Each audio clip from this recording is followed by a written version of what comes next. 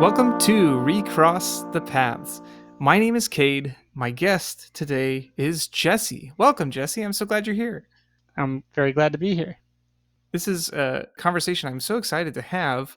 Jesse curates, among other things, the Showdown at the Okk Corral, which is just a splendid title, and I'm so thrilled to dive into this.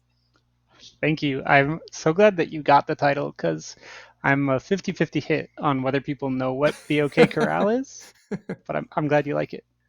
Well, as someone from the great state of OK, it would be an error for me to not catch that one.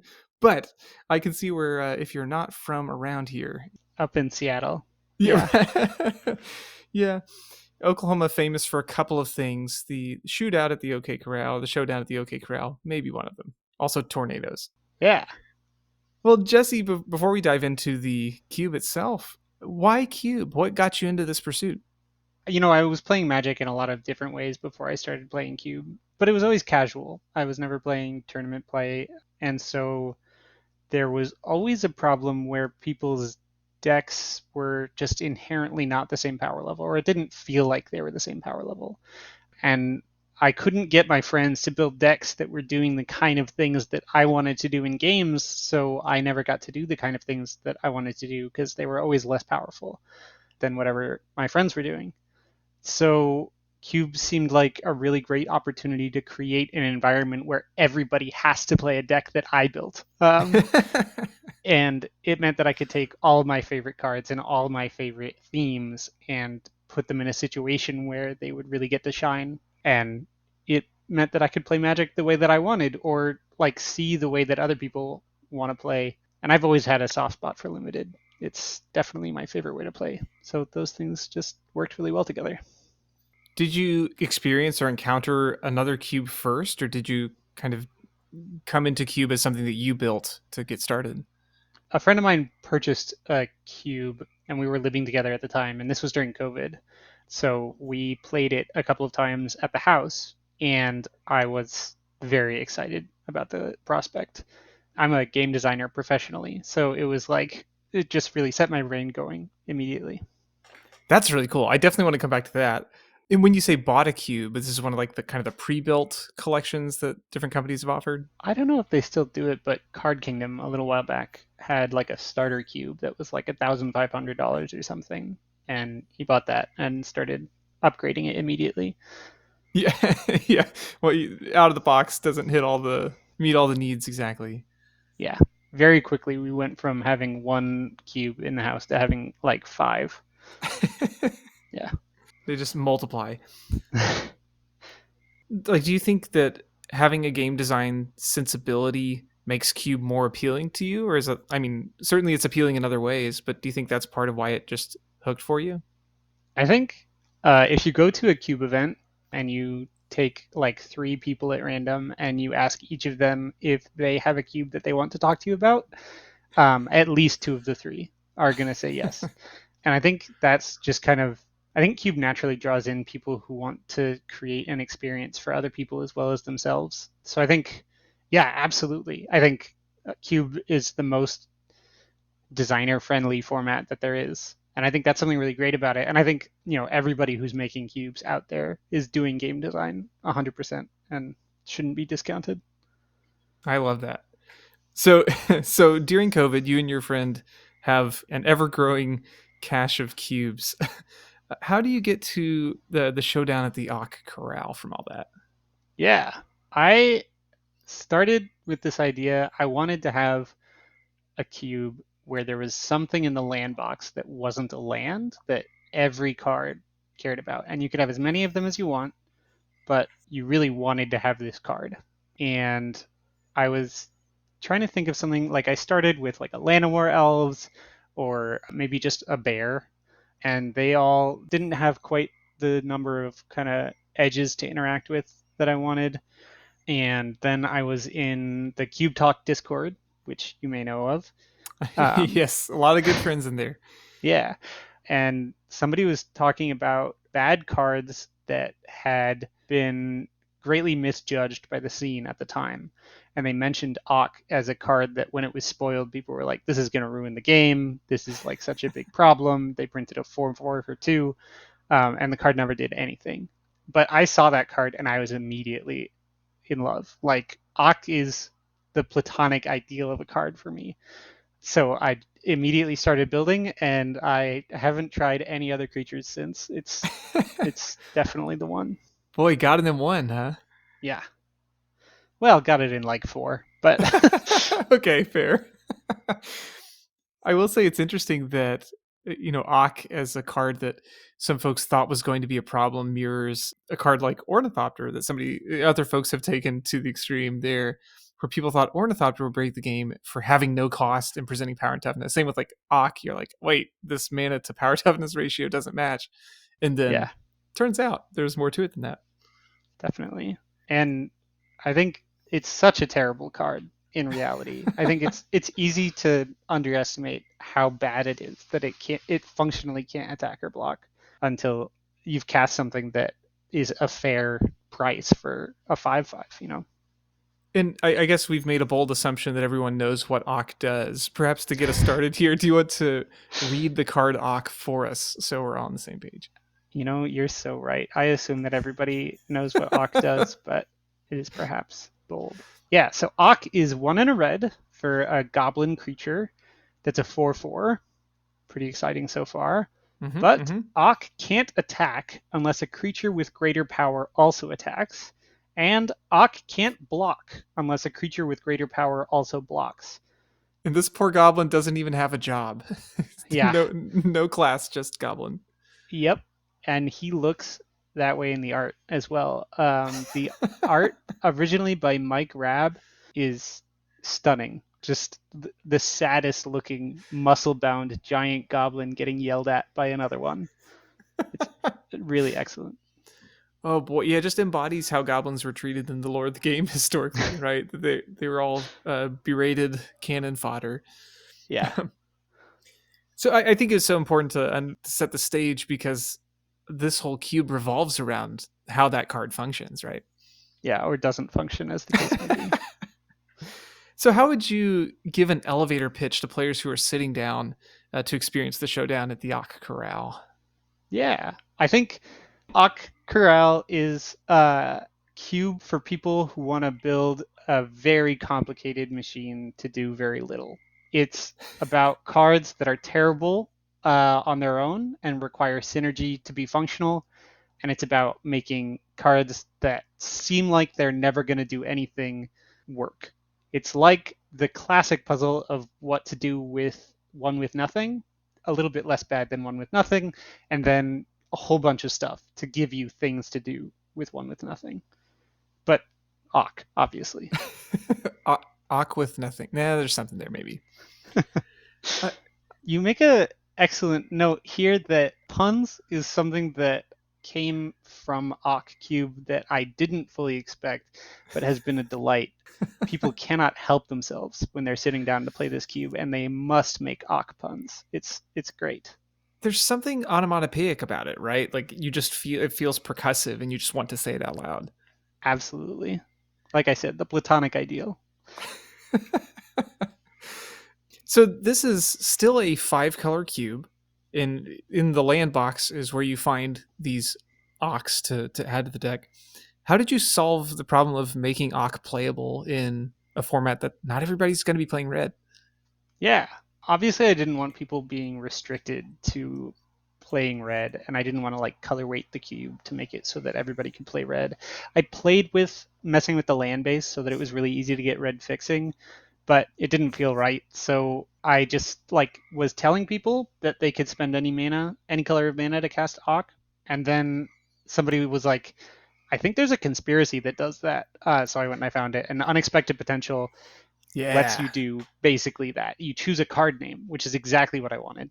But the cards that I actually have in the physical copy are a slightly edited Unexpected Potential.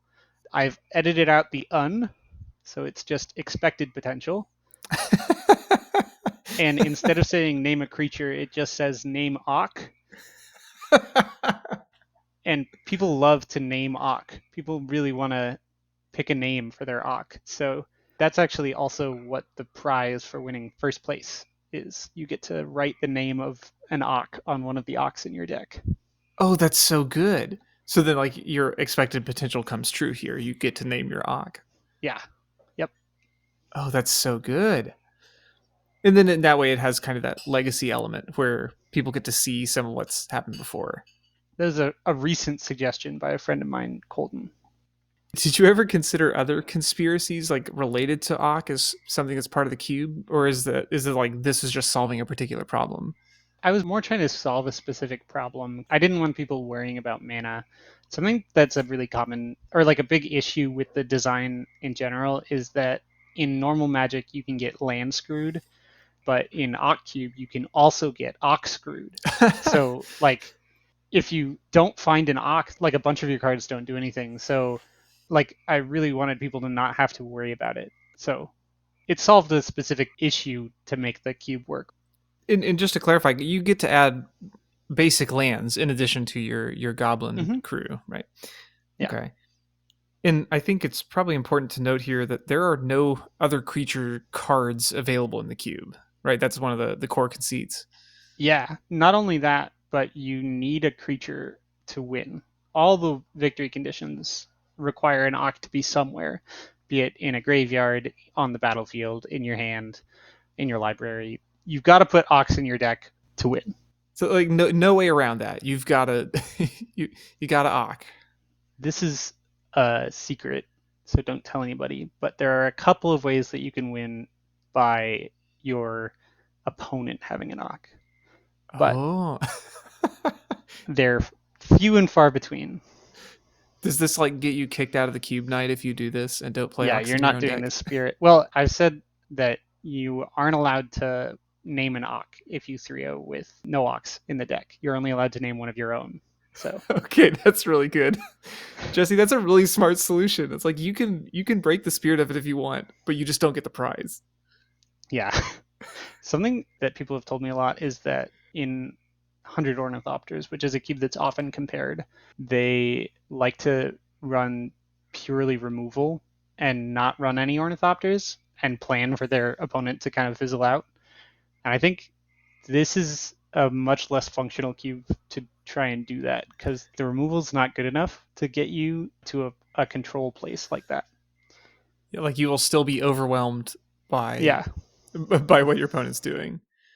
I will note it looks like there are a number of different ways to produce creature tokens, though it sounds like a Mm-hmm. lot of those are linked to like having to have your creatures in the first place. Yeah. There's a lot of ways to make tokens that care about the greatest power among creatures you control. Or, you sacrifice a creature and you get a whole bunch of tokens, or you tap a creature and you get a whole bunch of tokens. None of them just generate tokens out of nowhere. Well, that seems like a nice fix for that. There's no way around. Like you're not just tagging something onto a land or an artifact that's going to produce extra stuff. Yeah. It's a tough thing to keep an eye out for. A couple of times I've put something in and then I've had to take it out immediately because I realized that actually that aura can go on an artifact, so we can't have that. Or you can use that removal spell that gives you a 2/2 on a non-creature, so that's Hmm. no good. With that in mind, one of the things I love in your overview is it's very succinct, but you have at the tag at the end it just says you figure it out. Do you have expectations about how players are going to use Ock? I know you've mentioned a couple here, or do you Yeah, try to leave that more open ended? I don't tell people how to use Okk. I really try and avoid that because I think this is definitely the joy of this cube, at least in part, is the puzzle of being like, how am I possibly going to win with this creature that does nothing? I love the feeling of like trying to puzzle your way into making something functional. So I try not to tell people, but there's only so many ways to win. Well, no, that's fair, and you don't have to divulge all the secrets here. It was more just like as you're designing, as you're putting it in. Didn't know how much of that was you choose a card thinking, "Hey, players will use this to to do X, Y, Z," or if it's like, "Hey, this looks like it might work. Let's find out." The cube is primarily comprised of two types of cards, either win conditions, like stuff that lets you win if you have an Ock, and then the second one is interaction that prevents your opponent from winning if they have an Ock.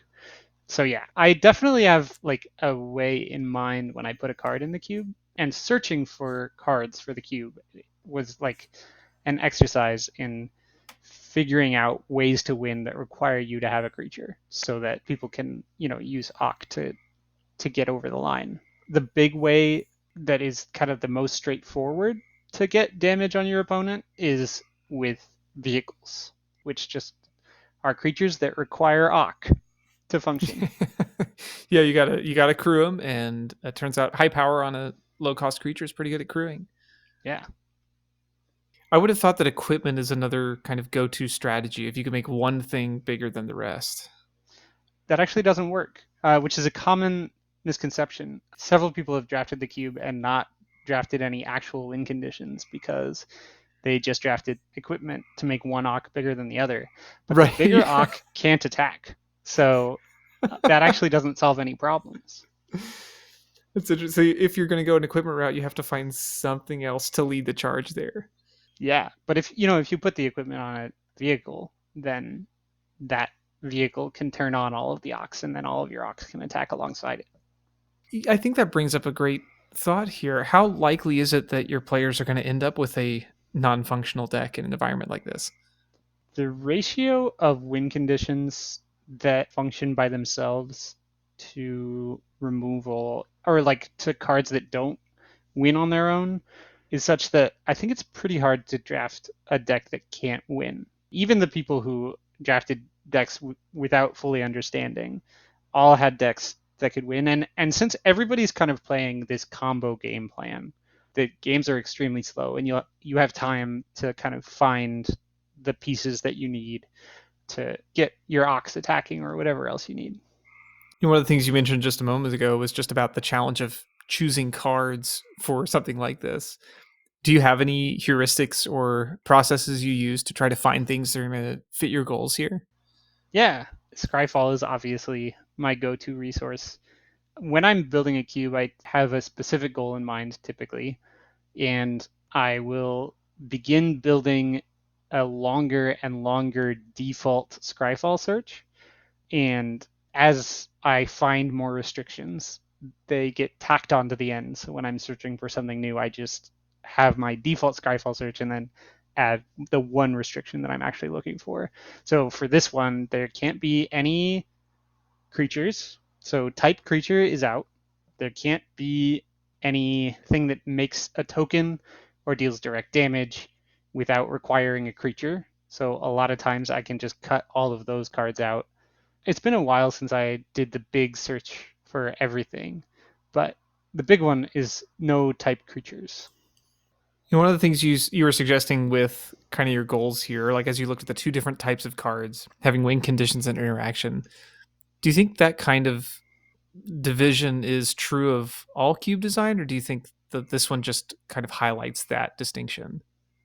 I think that there's some truth to the idea that every cube is comprised of win conditions and removal, but I think that other cubes have this inherent thing where every creature is a win condition through combat. Yeah. And so it doesn't need to be quite as dense with intentional win conditions that are like synergy focused. When designing, you don't need to be making sure that there's quite such a density of cards that synergize, because any creature that you play is going to win the game eventually. But I think that is reflected in that, like, if you look at most cubes, each color group has maybe 2/3 creatures, and then the other types are much smaller, unless you're doing something weird with archetypes. Yeah, it's interesting. I just hadn't heard it simplified quite that way, and it struck me that that kind of echoes in a lot of designs. Definitely, there's still role fillers here. There's a ton of card draw. There's like some ramp. There's pieces that don't get there by themselves, but help. Like you mentioned, all of the equipment. None of the equipment actually does anything by itself. So it's it's like a Right. second combo piece in a larger combo. An Okk with Onaginata is a 7/4 with trample, but that's the same as a Okk without an Onaginata, except that if you fling it, it deals 7 damage instead of 4.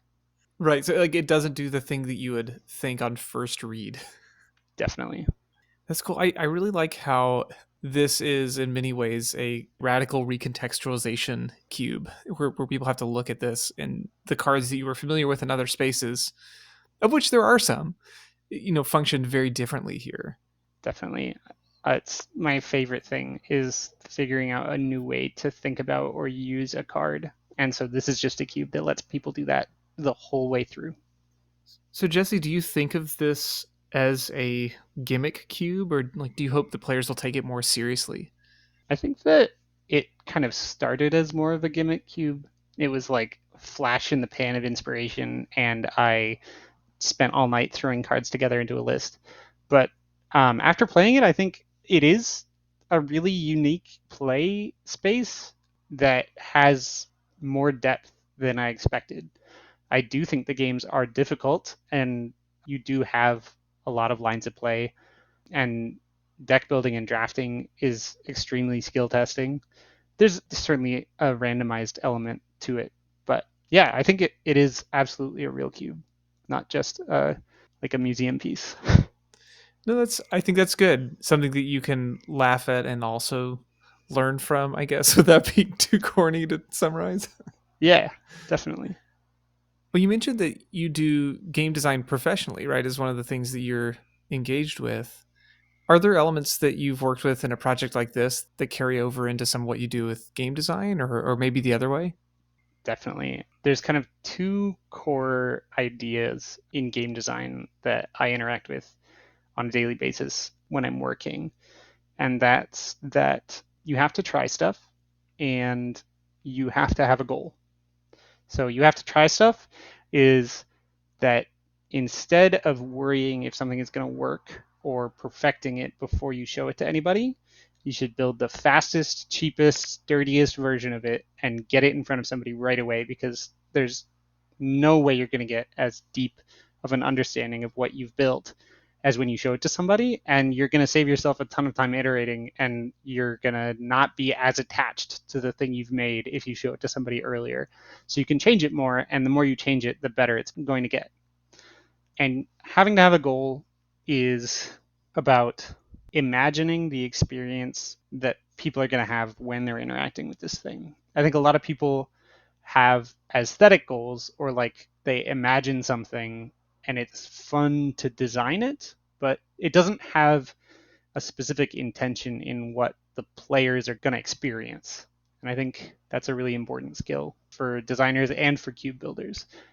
Like it's fun to build environments with really weird restrictions like no creatures, stuff like that, but imagining why you want to do that is important because otherwise you're going to be working really hard to create an experience but not really have any way to tell if you've succeeded. Mm. And then it sounds like being able to adjust based on those goals. Yeah, definitely. Flexibility is really key. I love that. That's really good. Thanks. So, in a space of designing games for work, how do you find a balance between doing that professionally and then doing that for fun? Like, is that a line to try to protect in a way? I think maybe it should be, but the work that I do at work can only be so fulfilling so much of the time. Like at some point I've got to buckle down and do something really boring at work because it has to make money. But when I'm doing cube, I get to do just the fun part. And something that's really great about doing cube design is that the baseline that you're starting with is Magic the Gathering, which is one of the most popular and long-lived games ever, right? So you're starting at a very high watermark, and for the most part, you're going to have a lot of fun because you're playing Magic, and that's going to get you really far. So it's really just the most fun part of design. That's good. Do you think that in your further designs in the cube space, do you think you would pursue other projects like this, or as you noted, is this kind of a flash in the pan of inspiration and maybe pursue other traditional things in the future? I think I absolutely encourage other people to explore space like this. I think it's really fun. It was really fun for me to design, and it's really fun to play. But yeah, I think if I have any ideas in kind of this direction, I would probably just want to put them in Okk Cube rather than try and make another more similar experience. I'd rather do something else novel. Like the next cube that I'm working on is multiplayer bar cube, Yeah, and there we go. yeah, so it's a very different experience. The restrictions that I have are quite different, and it gets me to kind of have a different niche to explore. Well, Jesse, you've already shared so many great thoughts here on this. If you were to try to summarize, what advice would you offer to other designers as they're considering their own projects? I think, like I said earlier, the most important thing is to have a goal in mind.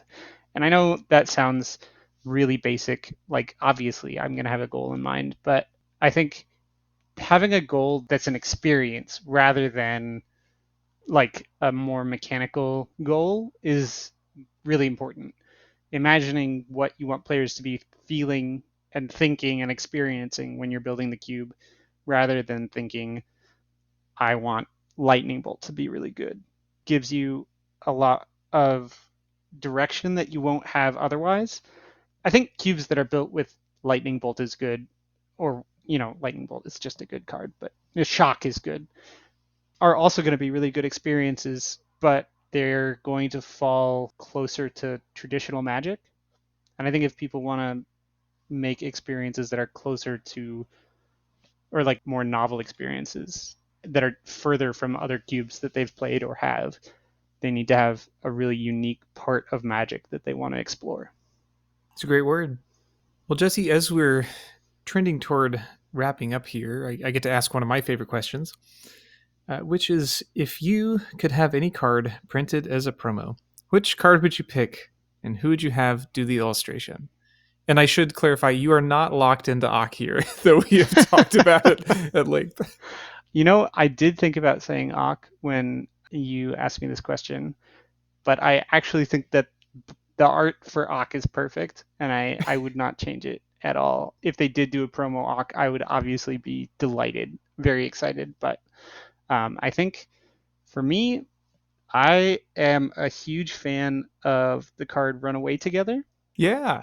and I think having a promo done by Wiley Beckert um, Yes. that like kind of emphasized the symmetry of it. Wiley Beckert does these amazing symmetrical pieces or like pseudo symmetrical pieces that feel very like symbolic, like kind of look like they kind of lean in the tarot card space. And I think a Runaway Together done in that style would be awesome. That's a great choice. And yeah, their artwork is so striking. And yeah, like you said, not terribly detailed as much as evocative in certain ways. Yeah, That's really cool. Good choice. thanks. It's a great question. Well, Jesse, this has been a just a delightful conversation. I'm so grateful for you to taking the time to walk us through the corral here. If folks want to learn more about the showdown at the Okk Corral or check out any of your other projects or maybe just get in touch, where would be the best place for us to point them? I think Discord is probably the most reliable way to find me.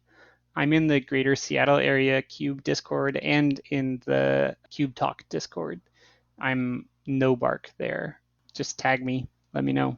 Be happy to talk about Cube. Perfect. Well, again, thank you so much, and boy, just what a great time. I hope there are more opportunities to connect in the future. I hope so too.